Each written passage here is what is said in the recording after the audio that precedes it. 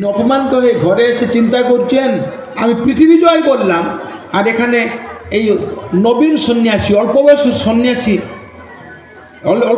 অল্প বয়সের পণ্ডিত গৌরাঙ্গ মহাপ্রভুর কাছে হেরে গেলাম, মনে মনে ভাবছেন। আর মায়ের কাছে উনি মালা নিয়ে জপ করে মায়ের কাছে তার দাবি রাখছেন, তার আবদার করছেন, মা আমাকে আপনি হারালেন, আপনার কৃপা ছাড়া আমি তো জিততে পারবো না। তখন মা এসে বললেন, বাবা দিগ্বিজয় করিব বিদ্যার ফল নয়, দিগ্বিজয় করব এটা বিদ্যার ফল নয়। যার বিদ্যার ফল কি? প্রথম ফল বিদ্যা দদাতি বিনয়ং, নম্রতা দেয়, বিনয় হয় মানুষ, চরিত্র গঠন হয়। বিদ্যা কখনো আমাদের আজকাল কি হয়েছে, বিদ্যার লক্ষ্য হলো ইনকাম করা, ডাক্তার হব ইনকাম করব, অফিসার হব, ইঞ্জিনিয়ার হব, ইনকাম করব। অধিকাংশ যারা বিদ্যার্থী শিক্ষিত, বড় দুঃখ লাগে, সকলের একটাই লক্ষ্য কি করে ইনকাম করব, কি করে রোজগার করব। বিদ্যার লক্ষ্য উদ্দেশ্য রোজগার করানো। বিদ্যার উদ্দেশ্য আমরা আমাদের বিচারধারাটাকে ঠিক করব, আমরা আমাদের চরিত্রটাকে ঠিক করব। বিদ্যার উদ্দেশ্য শান্তি স্থাপন করা, বিদ্যার উদ্দেশ্য গোবিন্দের সেবা করা। বিদ্যার মুখ্য উদ্দেশ্য গোবিন্দ সেবা, কৃষ্ণ প্রেম। কেন না, আমরা সকলে হলাম গোবিন্দের অংশ। মনে রাখবেন, আপনি আমি গাছপালা কীট পতঙ্গ পশু পাখি যাদেরকে জীবন্ত দেখছি, সকলে আমরা একটা শুদ্ধ আত্মা, জীবাত্মা। সমস্ত জীবাত্মার মালিক হচ্ছেন পরমাত্মা গোবিন্দ, সকলের মালিক হচ্ছেন শ্রী নারায়ণ। আর সেই নারায়ণই উনি সরস্বতী, উনি মা লক্ষ্মী, তারই অর্ধাঙ্গিনী, তারই অর্ধাঙ্গ হচ্ছে মা লক্ষ্মী সরস্বতী।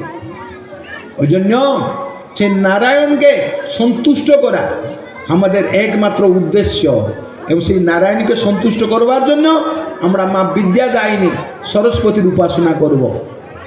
এবং চৈতন্য মহাপ্রভু তার কাছে পরাস্ত হয়ে যখন উনি রাতবেলা মা সরস্বতীর সামনে উপস্থিত হলেন, মা স্বপ্নে এসে বলে দিলেন, এ চৈতন্য মহাপ্রভু ইনি মানুষ নন, সাক্ষাৎ নারায়ণ আমার পতিদেব, আমারই পতিদেব। উনি জগতে আজকে মানুষ রূপে গুপ্তভাবে বিচরণ করছেন। তোমার অভাগ্য, তুমি তাকে দর্শন পেলে, তোমার অভাগ্য তার সঙ্গে কথা বললে। তুমি যাও আগামীকালে তার শরণাগত হয়ে যাও, তার কাছে গিয়ে তাকে আত্মসমর্পণ করো এবং তার কাছ থেকে সাধন তত্ত্ব জেনে নাও। আমাদের উদ্দেশ্য নয়, মানুষের উদ্দেশ্য নয় ডাক্তার হব, ইঞ্জিনিয়ার হব, অফিসার হব, প্রফেসর হব, এমএলএ হব, এমপি হব, এটা উদ্দেশ্য নয়। আমাদের উদ্দেশ্য হলো আমরা গোবিন্দের দাস হব। আমরা সব গোবিন্দের দাস, এটাই আমাদের আসল পরিচয়।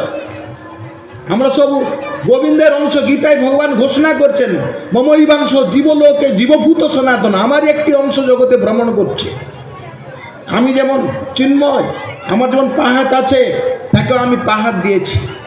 সেই যে জীব, তার মধ্যে সব থেকে উন্নত হলো মানুষ।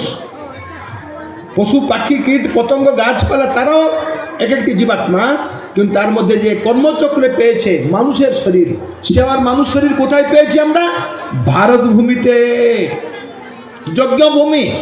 ভারত, ভা মানে জ্ঞান, জ্ঞানে রত এই দেশের লোক।